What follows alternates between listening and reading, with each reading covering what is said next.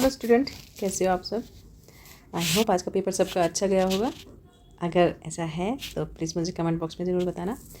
और चलो आज स्टार्ट करते हैं पढ़ाई। आज का पेपर होने वाला है BPSE 145, ठीक है। बैचलर ऑफ आर्ट्स का पेपर है। ऑनर्स और जनरल दोनों बच्चों का पेपर है ये, दोनों प्रोग्राम वालों का, ठीक है। पॉलिटिकल साइंस का पेपर होगा ये। और जो ये लेटेस्ट पेपर है, ठीक है, जो लास्ट सेशन में हुआ था जून 2024 में, ये वही वाला है। तो उसी को आज थोड़ा सा एनालाइज करेंगे और देखेंगे कि ये जो पेपर है आपका BPSE 145 democracy and development in north east India, ठीक है। नॉर्थ ईस्ट के बारे में ये पूरा पेपर, तो उसी के बारे में हम लोग जानेंगे। पूरा पेपर उसी नॉर्थ ईस्ट के बारे में ही है, ठीक है। तो ध्यान से देखना, इस पर थोड़ा सा ट्रिकी पेपर होता है, टेक्निकल होता है, क्योंकि नॉर्थ ईस्ट के बारे में है। तो क्योंकि नॉर्मली हम लोग पढ़ते नहीं है ना, तो बट एक नई चीज़ है, नई चीज़ नहीं है, मतलब है तो हमारे पार्ट, हमारे तो देश का हिस्सा। तो चलो करते हैं स्टार्ट। तो फर्स्ट क्वेश्चन है आपका, देखो वो ये 3 घंटे का है, 100 नंबर का पेपर है, ठीक है। This paper has 2 section, answer any 5 question selecting at least 2 from each section. 2 section में से, मतलब 2 सेक्शन है इस पेपर में, दोनों में से दोनों के मिला के कुल आपको 5 क्वेश्चन करने हैं, ठीक है। और 400 वर्ड्स लिखने हैं और हर क्वेश्चन के नंबर है 20, ठीक है। इतना है। चलिए फर्स्ट क्वेश्चन देख लेते हैं। Explain the socio cultural and ethnic formation in the north east India. जो भारत की जो नॉर्थ ईस्ट जो इंडिया है ना, नॉर्थ ईस्ट इंडिया का जो सोशो कल्चरल, ठीक है, और एथनिक, ये सब बताना आपका, मतलब पूर्वोत्तर भारत की सामाजिक, सांस्कृतिक और जो जातीय रूपरेखा है, जो उनका पूरा ये जो इन्फॉर्मेशन आपको देना है, ये पूछा है इसमें नॉर्थ ईस्ट इंडिया के बारे में। तो इसमें क्या है कि जो पूर्वोत्तर भारत की जो ये जो आप जब इंट्रोडक्शन देंगे ना, तो इसके बारे में आप सीधा सीधा लिखेंगे कि सामाजिक, सांस्कृतिक और जो जातीय जो परिदृश्य में अगर उत्तर पूर्व को, नॉर्थ ईस्ट को देखेंगे, जो जिसे अक्सर क्या बोलते हैं, 7 बहनें, आपने पढ़ा होगा ना ज्योग्राफी में, स्कूल टाइम में। इनको 7 बहनें भी बोलते हैं। क्यों बोलते हैं? जिनमें कितने राज्य मिले हुए हैं? 7 राज्य से मिलकर बना हुआ है। अरुणाचल प्रदेश, असम, मणिपुर, मेघालय, मिजोरम, नागालैंड और त्रिपुरा, ठीक है। इसके रूप में जाना जाता है। यही 7 बहनें होती हैं इन्हीं स्टेट्स को मिला के। तो सांस्कृतिक और अगर जाति विविधता से एक तो भरा हुआ है। ये एक ऐसी भूमि है या एक ऐसा लैंड है जहाँ पर 200 से अधिक, 200 से 200 से ज़्यादा क्या है, कम्युनिटीज़ रहती हैं, कम्युनिटीज़, ठीक है, जो अलग अलग परंपराओं, अलग अलग लैंग्वेजेस और अलग अलग रीति रिवाजों का एक क्या है, इट्स ए रिच टेपेस्ट्री बोल सकते हैं आप, ठीक है। ये हमारा इंट्रोडक्शन हो जाएगा। फिर जब आप ये एथनिक इन्फॉर्मेशन के बारे में जब आप लिखेंगे ना, तो सबसे पहले आप लिखेंगे स्वदेशी जनजातियाँ। स्वदेशी जनजातियों के बारे में आप बताएंगे, क्योंकि नॉर्थ ईस्ट ट्राइबल एरिया है ना, तो जनजातियों में क्या है कि ये क्षेत्र मुख्य रूप से विभिन्न जो अलग अलग स्वदेशी जनजातियों का घर है, जिनमें से हर एक की अपनी एक अलग विरासत है, एक अलग सांस्कृतिक पहचान है। कुछ प्रमुख समूह है वहाँ पर, जैसे नागा, ठीक है, मिज़ो, बोडो, खासी, गारो, ठीक है, और अरुणाचली, ये सब शामिल हैं। तो ये सब नाम ना याद रख लेना आप, ठीक है। तो और फिर दूसरा पॉइंट आएगा आपका, ये फर्स्ट आ गया। सेकंड पॉइंट आएगा आपका गैर आदिवासी। गैर आदिवासी, इसमें क्या लिखेंगे आप कि आदिवासी समुदाय को साथ साथ ना कुछ गैर आदिवासी आबादी भी है, जो सदियों से इस क्षेत्र में निवास कर रही है। जैसे कि कौन? जो असमीज़ है, जो आसामी लोग हैं ना, असम के लोग, वो गैर जनजाति लोगों में काउंट होते हैं। फिर सांस्कृतिक जो अगर आप कल्चरल देखेंगे, सोशो कल्चरल में जाएंगे तो भाषाओं के बारे में लिखेंगे कि ये एक अविश्वसनीय विविधता जो भाषाओं तक फैली हुई है। 192 से अधिक भाषाएं बोली जाती है वहाँ पर, 192, ठीक है। फिर उनके त्यौहार के बारे में बता देना कि हर समुदाय जो है हर साल, मतलब पूरे वर्ष ही अपने अलग अलग त्यौहार मनाता है। जैसे नागालैंड में कौन सा मनाया जाता है, हॉर्नबिल फेस्टिवल मनाया जाता है। वैसे ही मेघालय के जो और बांग्ला त्यौहार तक, ये उत्सव जो हैं इस क्षेत्र की जो पूरी विरासत को दर्शाते हैं। कहने का मतलब ये है कि the region is predominantly home to various indigenous tribes, each with its own unique heritage. Some prominent groups include these Naga, Mizo, Bodo, Khasi and Garo, है ना, एंड अरुणाचलीज। फिर नॉन ट्राइबल में आप लिख देंगे, जो गैर आदिवासी मैंने बोला, नॉन ट्राइबल्स में बोलेंगे कि alongside the tribal communities there are non tribal population who have resided in the region of centuries such as the Assamese people. ठीक है। अब कल्चरल में जाएंगे, जब कल्चरल के बारे में जब आप लिखेंगे तो सबसे पहले आप भाषाओं के बारे में बताएंगे।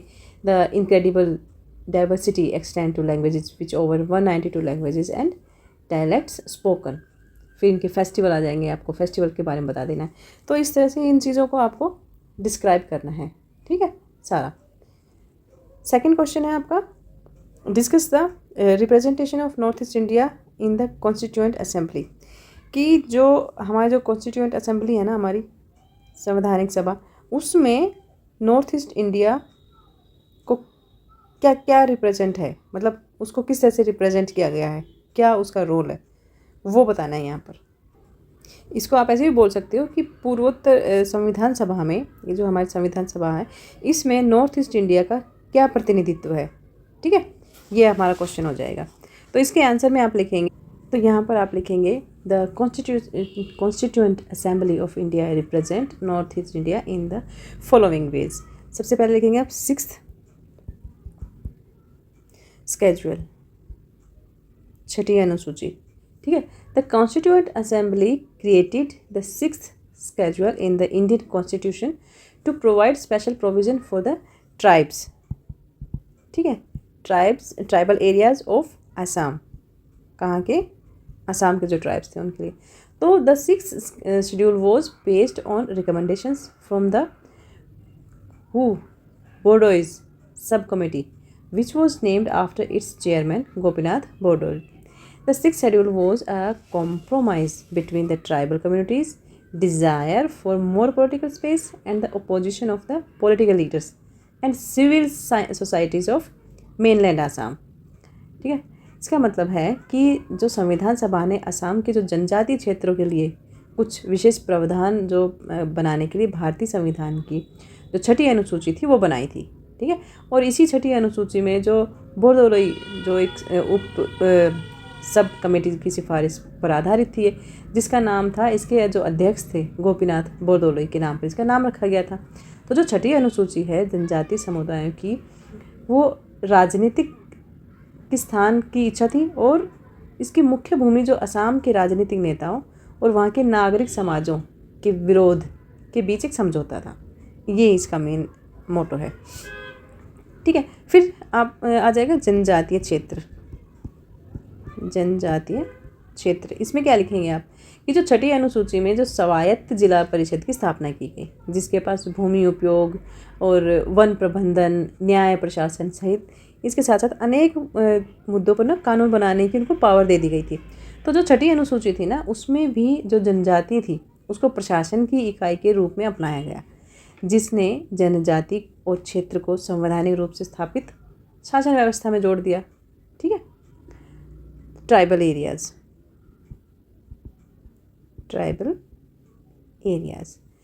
The 6th schedule established the autonomous district council which has the power to make laws on a range of issues, ठीक है, including land use, forest management and the administration of justice. Then the 6th schedule was adopted the tribes as a unit of administration which linked tribe and territory in a constitutionally enshrined regime of governance। ठीक है, ये आपका इस तरह से question हो जाएगा, आपको ये पूरा आपने बताना है यहाँ पर। देन आपका नेक्स्ट क्वेश्चन आ जाता है, explain the features of the district councils and their functions. District council क्या होते हैं, क्या फीचर्स हैं उनके, और उनके कार्य क्या हैं, कैसे वो कार्य करती हैं, कार्यप्रणाली, ये दोनों चीज़ बतानी है इसमें। तो इसमें आप बताएंगे कि जो आप सबसे पहले डिफाइन करेंगे कि सबसे पहले इस क्वेश्चन में कि जो जिला परिषद हैं, जो ये डिस्ट्रिक्ट काउंसिल है, इनके बारे में बताएंगे कि क्या है। तो आप बताओगे कि भारतीय संविधान की जो 6ठी अनुसूची है उसमें भारत में जिला और क्षेत्रीय परिषदों के निर्माण का गठन किया गया है, और इन परिषदों की स्थापना इसलिए की गई है ताकि ये जो जनजातीय जो ट्राइबल कम्युनिटीज़ हैं उनके राइट्स जो हैं, उनके हितों की रक्षा करे और उनकी जो कल्चर है उनका, उनको बचा के रखे, उनको बढ़ावा दे, उनकी संस्कृति की पहचान करे और उसे उसके जो क्षेत्र के जो आर्थिक विकास को बढ़ावा दे। पहले तो आपने इन्हें क्या कर दिया कि अभी आपने यहाँ पे इसको परिभाषित कर दिया, ठीक है, मतलब आपने इसको इसकी डेफिनेशन दे दी। फिर जिला परिषद होती क्या है? जिले के जो स्वतः जिला परिषद के जो कार्य करती है एक तो, ठीक है, जिसमें एक से अधिक जनजातियाँ होती हैं, जबकि क्षेत्र के लिए क्षेत्रीय परिषद कार्य करती है। तो आप ये बताओगे फिर कि जो जिला परिषदें हैं, जो स्वतः जिला परिषद है ना, जिन्हें मतलब एडीसी वगैरह कहते हैं, तो इसके जो बड़े में इसके बारे में आप बताओगे। असम, मेघालय, त्रिपुरा और मिजोरम में 10 राज्यों के लिए प्रावधान करती है, जिसमें असम के 3 राज्य हैं। असम के कौन कौन से हैं? मेघालय, ठीक है, मेघालय आ जाता है, और मेघालय के राज्य असम के 3 क्षेत्र हैं, मेघालय के 3 क्षेत्र हैं, तो पूरा का पूरा ना एक क्षेत्र है, और मिजोरम के 3 हैं। फिर आप इनके बारे में बता देंगे कि इतना तो ये चलो क्लियर हो गया। अब इनकी चुनौतियाँ बताओगे, चुनौतियाँ क्या हैं, क्या क्या इनके खैर यहाँ पे चुनौतियाँ तो नहीं पूछी हैं, लेकिन हाँ आप थोड़ा बहुत अगर लिखना चाहें तो लिख सकते हैं। इनके फंक्शंस बेसिकली आपने ये बताना है कि जो डिस्ट्रिक्ट काउंसिल हैं, जो जिला परिषदें होती हैं, उनके क्या काम होते हैं, क्यों हैं वो, और उनके कार्य क्या होते हैं, ठीक है। नेक्स्ट आपका क्वेश्चन आता है, write short notes on the following in about 200 words. 200 words में आपने दोनों पे लिखना है, ठीक है। Migration in north east India और autonomy movement in north east India. तो यहाँ पर आप बताएंगे कि जो पूर्वोत्तर भारत है, नॉर्थ ईस्ट है, उसमें जो माइग्रेशन है, माइग्रेशन क्यों होता है, इसमें क्या क्या रीज़न होते हैं। एक तो होता है कि इंटरस्टेट जो माइग्रेशन होता है, उसमें कहते हैं जो पूर्वोत्तर भारत में अधिकांश अंतर्राष्ट्रीय प्रवासी हैं, वो कहाँ से आते हैं? बांग्लादेश से,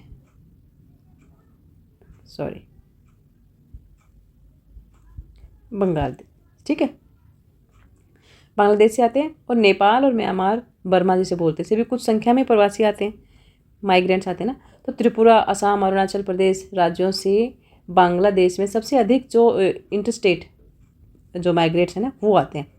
फिर इसमें आ जाएगा सेकंड पॉइंट कि इंटर स्टेट जो माइग्रेशन है, वो जो पूर्वोत्तर भारत में अधिकांश प्रवासी जो हैं वो अंतर्राज्यीय प्रवासी हैं, इंटरस्टेट। 2011 में इस क्षेत्र में कितना इजाफा हुआ इन लोगों का, जो इतने सारे प्रवासी भारत में आए थे, 93.8%। इस प्रवास के कारण क्या थे, माइग्रेशन के रीज़न क्या थे? जो पूर्वोत्तर भारत के जो पलायन के मुख्य कारण थे ना, वो परिवार के साथ जाना, काम के लिए जाना, या फिर शादी के लिए जाना। मान लो जो नॉर्थ ईस्ट जो जगह हैं, एक तो ये हिली एरियाज़ हैं, उनमें ज़्यादा यहाँ पर ना रोज़गार के इतने अवसर होते नहीं हैं काम करने के लिए, तो उनको ना दूसरे स्टेट में जाना पड़ता है शादी के लिए भी कई बार। क्योंकि देखो सबसे रीज़न ये हो जाता है ना कि अगर मान लो, देखो बेसिक सी बात है कि अगर मान लो जो लड़का है, अगर वो उसके पास काम नहीं है, वो स्टैब्लिश नहीं है, तो कोई अपनी लड़की भी नहीं देता। तो इसलिए ये जो रीज़न होते हैं, तो उनको काम करने के लिए भी बाहर जाना पड़ता है, ठीक है, शादी के लिए भी बाहर जाना पड़ता है, क्योंकि जब तक काम नहीं होगा शादी नहीं होगी।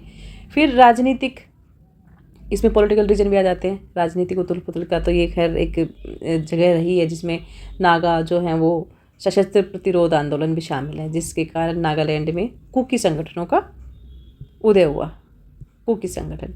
फिर ब्रिटिश औपनिवेशिक नीतियों के बारे में बता देना कि ऐसा भी माना जाता है कि जो बड़े पैमाने पर जो आर्थिक शोषण हुआ ना, और नई सीमाओं के सीमांकन सहित ब्रिटिश औपनिवेशिक नीतियों के प्रभाव ने इस क्षेत्र के प्रवास को बढ़ाया, ठीक है। जातीय राष्ट्रवाद भी इसका एक रीज़न था।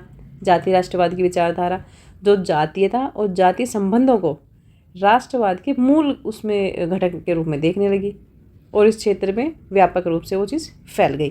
तो ये इसका रीज़न बता देंगे आप। फिर ऑटोनॉमी मूवमेंट्स इन नॉर्थ ईस्ट इंडिया। तो ये जो ऑटोनॉमी मूवमेंट्स थे ना, नॉर्थ ईस्ट इंडिया में हुए थे, वो क्यों हुए थे, उसके क्या क्या रीज़न थे, उसके बारे में हम यहाँ पर पढ़ाएंगे। सबसे पहला आप लिखोगे हिस्टोरिकल बैकग्राउंड। हिस्टोरिकल बैकग्राउंड में क्या लिखेंगे कि the historical context plays a pivotal role in the emergence of autonomy movement in northeast India. The region's indigenous population have a long history of distinct culture and identities. British colonial rule and subsequent integration into the Indian Union post-independence disrupted traditional social structure and fostering a sense of alienation among these communities. ठीक है, फिर ethnic diversity में आ जाएगा कि जो north eastern जो states हैं are microcosms of ethnic diversity, which each group posting its unique language, culture, identity, है ना, और intense competition for resources and political influence among these varied what groups has frequently given rise to tensions and calls for greater autonomy. Next है आपका marginalisation and neglect. इसमें आप क्या लिखेंगे कि a major catalyst for autonomy movement is North east India is the perceived neglected from which by the central government. Historically, the region has lagged behind in terms of infrastructure development, education, and healthcare. The lack of economic opportunities, है ना, and the essential services has fomented discontent and frustration, prompting communities to demand greater autonomy as a means to address their development needs.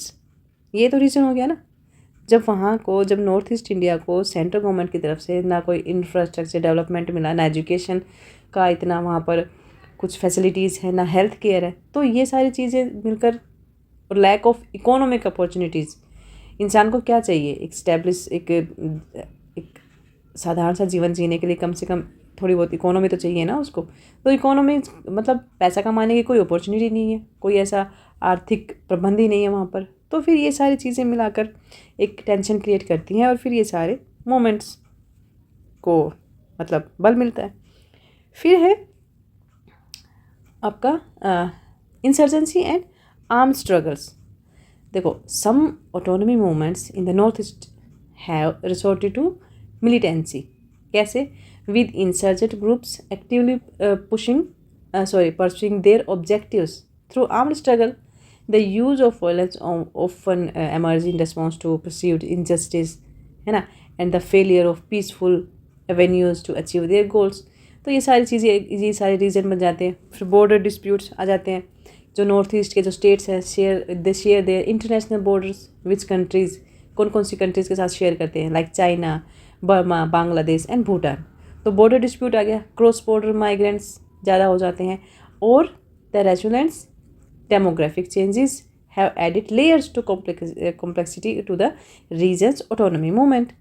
Concerns क्या है कि जो tribals loss of और जो resources disputes with neighboring nations have highest demand for greater autonomy to safeguard local interest, है ना, ये सारी रीजन आ जाएंगे यहाँ पर। फिर नेक्स्ट आ जाएगा आपका natural resources and economic interest. ये एक पॉइंट आ जाएगा आपका, ये भी लिख सकते हैं आप। The north east region is endowed with abundant nature resources including oil, tea, timber, minerals. तो जो सेंट्रल गवर्नमेंट है ना, that want to control over these resources, और ये सारी चीज़ें जो है टेंशन तो क्रिएट करेगा ही। फिर पॉलिटिकल फैक्टर्स आ जाएंगे इसमें। पॉलिटिकल वैसे तो ये बहुत बड़ा बन जाएगा, आई थिंक इतने बहुत हैं ऑप्शन इस चीज़ के लिए, बट बाकी पॉलिटिकल फैक्टर अगर आप लिखना चाहो तो उसके बारे में भी आप लिख सकते हो। ठीक है, सेक्शन सेकंड में आ गए हम, discuss the politics of recognisation of north east India. ये मैं थोड़ा सा हिंदी का पेपर भी ले लेती हूँ, तो क्योंकि हिंदी के स्टूडेंट भी देख रहे होंगे वीडियो को। तो इसमें इस क्वेश्चन में हमें ये बताना है कि पूर्वोत्तर भारत में पहचान की राजनीति पर चर्चा करनी है। तो पहचान की राजनीति होती क्या है? देखो, जो ट्राइबल्स है ना, जो नॉर्थ ईस्ट है, एक प्रकार की समूह जो है वो पहचान, समूह की पहचान से संबंधित है। तो इस तरह की पहचान तब बनती है जब लोगों का एक समूह, पूरा समूह, जब सारे लोग एक समूह के रूप में मिलकर सोचते हैं ना, और कि वे सामान्य विशेषताओं, भाषा, संस्कृति, रीति रिवाज, इतिहास, आर्थिक ज़रूरतों और सारी नस्लें और आदि चीज़ों को जब साझा करते हैं ना, तब ये सारी चीज़ें बनती हैं। तो इन्हें, लेकिन हर समूह की ना एक पहचान, एक जातीय पहचान नहीं है। एक समूह की पहचान, एक जातीय पहचान तब बन जाती है जब वो खुद की तुलना किसी अन्य समूह की पहचान से करता है ना। ये संबंध अलग अलग तरीके से हो सकते हैं, जैसे परस्पर विरोधी, प्रतिस्पर्धी या सहकारी। तो उनके संबंधों की जो प्रकृति है ना, वो राजनीतिक संदर्भ पर भी निर्भर करती है। फॉर एग्जाम्पल, मान लो चुनाव होते हैं, चुनाव, सरकार का गठन हो गया, पार्टियों के बीच, नेताओं के बीच, है ना, तो नेताओं के बीच प्रतिस्पर्धा, कंपटीशन।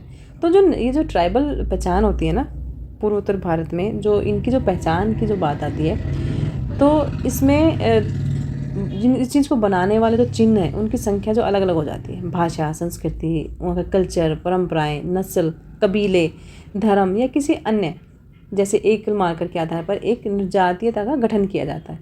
ठीक है, अब ये बात ये आती है कि पहचान की राजनीति होती क्या है। देखो, ये मान्यता है कि राजनीति 2 या 3 से अधिक समूहों या व्यक्तियों के बीच संबंधों के बारे में है।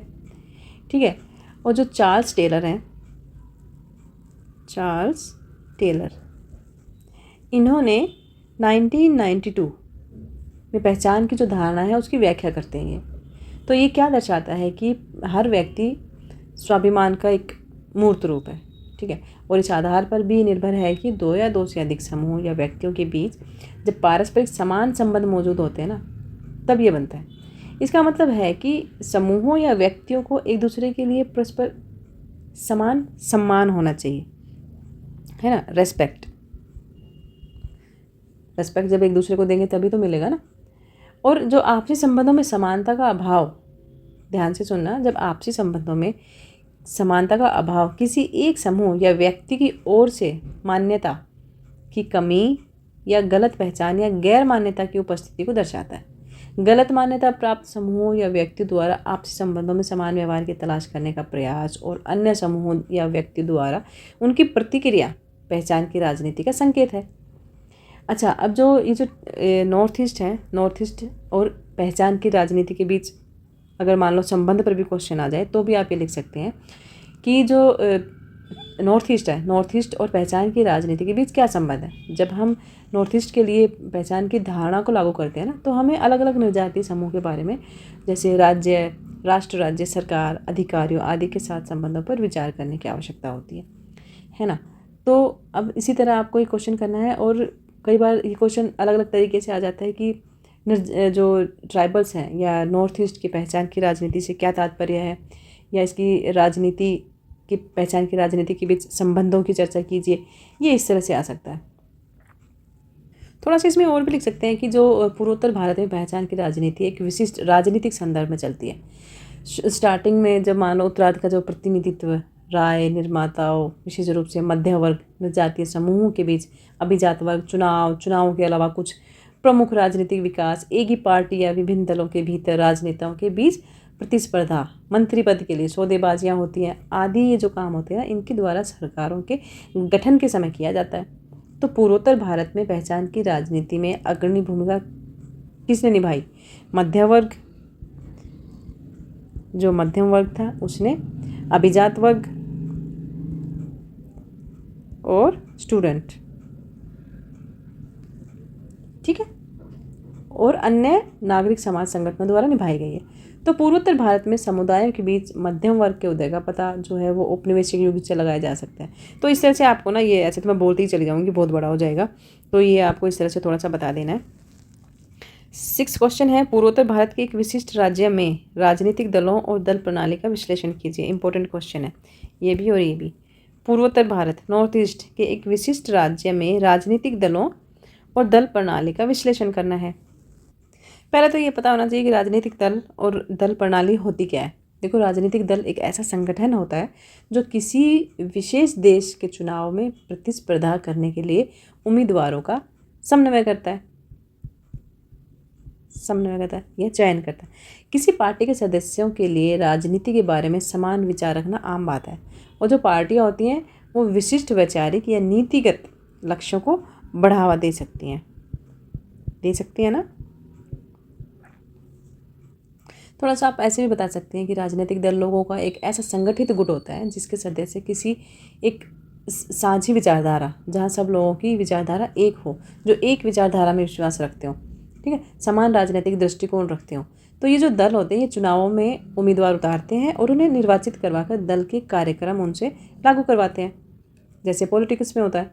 पॉलिटिक्स क्या बोल गई मैं, पॉलिटिक्स में। तो राजनीतिक दलों के सिद्धांत या लक्ष्य, ठीक है, प्राय लिखित दस्तावेजों के रूप में होती हैं, सबको पता है। तो राजनीतिक दल की संरचना में कुछ जो कुछ इनकी विशेषताएं होती है वो मैं थोड़ा सा बता देती हूँ कि एक तो राजनीतिक दल एक ऐसा संगठन है जिसका प्राथमिक उद्देश्य क्या होता है, राजनीतिक नेतृत्व, राजनीतिक नेतृत्व,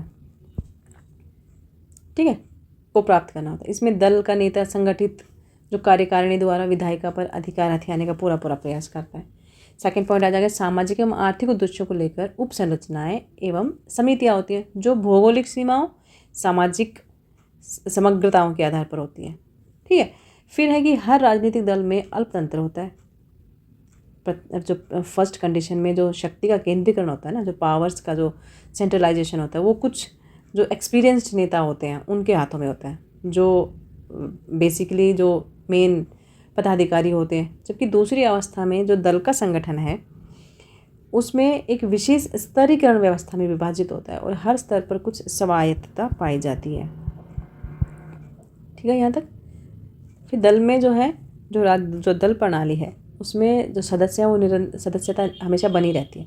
एक सदस्य जो होता है वो दूसरे सदस्य को दल की जो गतिविधियाँ होती हैं ना, पार्टी की जो गतिविधियाँ, जो क्या चल रहा है पार्टी में, उसकी जानकारी देते रहते हैं। तो नए सदस्यों के लिए दल में जो है सदस्य के लिए मतलब रास्ते हमेशा खुले रहते हैं, ये हमेशा अपॉइंट करते रहते हैं। तो यहीं से एक संरचना होती है, मतलब तुम ये कह सकते हो इस चीज़ को, ठीक है। तो ऐसे ही आपको ये सारा का सारा लिखना पड़ेगा, काफ़ी बड़ा हो जाएगा अगर मैं भूलती रही तो लोकतंत्र राजनीतिक व्यवस्था में राजनीतिक दलों का स्थान केंद्रीय अवधारणा के रूप में सब बहुत इंपॉर्टेंट है। तो राजनीतिक दल किसी सामाजिक व्यवस्था में शक्ति के वितरण, मतलब पावर्स का बंटवारा करना और सत्ता के जो आकांक्षी लोग होते हैं जिनको सत्ता चाहिए होती है एवं समूह का प्रतिनिधित्व करते हैं। तो ये परस्पर विरोधी हितों के मतलब अनुशासन और सामंजस्य का साधन बनते हैं, सीधा सीधा ये है, ठीक है। यहाँ तक नेक्स्ट कर ले। तो हम ये वाला कर रहे थे, इम्पोर्टेंट क्वेश्चन है ये भी, ठीक है। स्टार लगा लेना इस पर, स्टार का मतलब है कि इसको अच्छे से करके जाना। तो हम जैसे ही करेंगे पूर्वोत्तर भारत में स्टूडेंट मूवमेंट और दलीय राजनीति के बीच संबंध बताना है। ये क्वेश्चन हर सेशन में आता है, इसको प्लीज़ छोड़ के मत आना, इसको अच्छे से तैयार करके जाना। तो देखो पूर्वी क्षेत्र में जो छात्र आंदोलन, छात्र नेता कौन होते हैं पता है ना आपको, कॉलेज में भी इलेक्शन होते हैं ना तुम्हारे कॉलेज में, हाँ, तो वही होता है छात्र नेता जो चुने जाते हैं। और दलीय राजनीति के बीच संबंध जो है वो जटिल और बहुआयामी होता है। बहुआयामी कैसे होता है कि एक तो अच्छा ये जटिल भी होते हैं इन दोनों के बीच जो रिलेशन है, ठीक है, और इसके डिफरेंट आयाम हैं, फैक्टर्स हैं, वो हम यहाँ पर बात डिस्कस करेंगे। सबसे पहले आ जाएगा कि राजनीतिक इतिहास इस चीज़ का, इन संबंधों का राजनीतिक इतिहास क्या रहा है। तो राजनीतिक आंदोलन में क्या लिखेंगे कि ये जो क्षेत्र है, नॉर्थ ईस्ट के जो क्षेत्र हैं, इनमें ना दशकों से ही अशांति और स्वायत्तता की मांग चल रही है, ठीक है। जो छात्र नेता होते हैं, वो जो स्टूडेंट्स प्रोटेस्ट करते हैं, वो अक्सर इन आंदोलनों में सबसे महत्वपूर्ण भूमिका निभाते हैं। क्यों निभाते? एक तो यूथ है, ठीक है, यूथ है तो स्ट्रॉन्ग है और जो विल पावर स्ट्रॉन्ग होती है, ठीक है। तो मोस्टली जो ये आंदोलन हुआ करते थे ना पहले, अब तो इतने नहीं होते, तो उसमें जो छात्र नेता होते थे, जो स्टूडेंट होते थे, उनका सबसे बड़ा रोल होता था। और वे राजनीतिक दलों के साथ गठबंधन भी कर सकते थे और विरोध भी करते थे, ठीक है। फिर सामाजिक मुद्दे आ जाएंगे। सामाजिक मुद्दों में क्या लिखेंगे आप, या फिर आर्थिक मुद्दे, सामाजिक और आर्थिक दोनों लिख लेती हूँ मैं यहाँ पर। दोनों देखो, बेसिकली होता क्या है, गरीबी, बेरोजगारी, भ्रष्टाचार, यही तो मुद्दे होते हैं ना किसी भी क्षेत्र में, किसी भी स्टेट में। जब छात्र जो राजनीतिक रूप से जब सक्रिय होने लग जाते हैं तो समझ लो फिर वो इसी वजह से होते हैं, क्योंकि गरीबी, बेरोजगारी, काम नहीं है, भ्रष्टाचार बढ़ रहा है, जॉब्स निकल नहीं रही हैं, पढ़ नहीं पा रहे हैं, हर चीज़ के लिए कहीं ना कहीं भ्रष्टाचार में लिप्त है सारी चीज़ें। तो जब इन सारी चीज़ों से जब आदमी ऊब जाता है ना, फिर होते हैं आंदोलन। जातीय और भाषाई विविधता, एक पॉइंट ये हो जाएगा, भाषाई विविधता, ठीक है। इसमें क्या लिखेंगे आप कि ये जो क्षेत्र है, पूर्वोत्तर भारत जो क्षेत्र है, इसमें कई अलग अलग जातियाँ और भाषाई समूह होते हैं, जो मैं ऑलरेडी आपको बता चुकी हूँ, जिनके अपने अपने राजनीतिक हित होते हैं, जाहिर सी बात है। तो जो ये स्टूडेंट होते हैं ना, जो छात्र नेता होते हैं, अक्सर इन समूहों के बीच एकजुटता, मतलब एकता और प्रतिनिधित्व को बढ़ाने का काम करते हैं, ठीक है। इन दोनों चीज़ों को साथ लाने का काम करते हैं। फिर है शिक्षा प्रणाली आ जाएगा, एजुकेशन सिस्टम, शिक्षा प्रणाली में क्या करेंगे हम, शिक्षा प्रणाली में जो छात्र संघों की महत्वपूर्ण भूमिका होती है, ये संघ जो हैं ये स्टूडेंट्स के हितों की रक्षा करते हैं और राजनीतिक गतिविधियों में भी ये शामिल हो जाते हैं। ठीक है, इस तरह से आप ये सारा करेंगे, यहाँ पर सारे पॉइंट लिख देना और सबकी अच्छे से व्याख्या करके आना। ये इंपॉर्टेंट क्वेश्चन है, इसको छोड़ के मत आना। तो यहाँ पर आप मेघालय में महिला आंदोलन के बारे में थोड़ा सा बता देंगे। ठीक है, ये टिप्पणियाँ हैं, 200 वर्ड्स में लिखनी है आपने। फिर है जो महिला आंदोलन क्यों हुए थे, भाई इनसिक्योरिटी होती है, अपनी रोज़गार होते हैं, वहाँ की संस्कृति को बचाने के लिए। ठीक है, और वहाँ की अपनी कल्चरल जो संस्कृति होगी, अपने रीति रिवाज, भाषाओं, सबकी रक्षा करने के लिए, फॉरेस्ट नेचर को बचाने के लिए, तो ये सारी चीज़ें इसमें आ जाएंगी। फिर आपका मानवाधिकारों, ये इंपॉर्टेंट है, को बढ़ावा देने में नागा मदर्स एसोसिएशन का क्या योगदान था। देखो जो जो मदर्स एसोसिएशन है, महिलाओं का एक संगठन, इस संगठन की स्थापना हुई थी 1984 में। ठीक है, और इसका लक्ष्य क्या था, शांति, महिला सशक्तिकरण और सामाजिक न्याय। ठीक है, इसको बढ़ावा देना। तो जो ये नागा मदर्स एसोसिएशन था, इन्होंने नागालैंड में कई इम्पोर्टेंट जो सामाजिक और राजनीतिक मुद्दों पर काम किया। इस संगठन ने नागालैंड में शांति बहाल करने में महत्वपूर्ण भूमिका निभाई। और ये जो नागा मदर्स थी, इन्होंने महिलाओं के अधिकारों और उनके सशक्तिकरण के लिए भी काम किया। ठीक है, इसमें कुछ मेन कुछ उनकी उपलब्धियां शामिल थी, जिसमें आप लिख सकते हो नंबर 1 कर दैट 1998 में क्या किया था नागा मदर्स ने, मैं इसको NMA लिख देती हूँ। ठीक है, NMA, जो NMA है, इन्होंने नागालैंड में शांति वार्ता शुरू करने में मदद की, इन्होंने उस चीज़ को स्टार्ट किया। फिर 2007 में इन्होंने क्या किया, NMA ने नागालैंड में महिलाओं के लिए 33% आरक्षण की मांग को सफलतापूर्वक हासिल भी कर लिया। फिर 2013 का आप जब इसमें रेफरेंस डालोगे तो इन्होंने नागालैंड में बाल विवाह पर प्रतिबंध लगवा दिया, बाल विवाह। ठीक है, इस पर प्रतिबंध लगाने में मदद की। तो जो NMA है, जो ये नागा मदर्स एसोसिएशन है, इन नागालैंड में एक इम्पोर्टेंट और प्रभावशाली संगठन है। इस संगठन ने नागालैंड में शांति, महिला सशक्तिकरण, सामाजिक न्याय को बढ़ावा देने में महत्वपूर्ण भूमिका निभाई।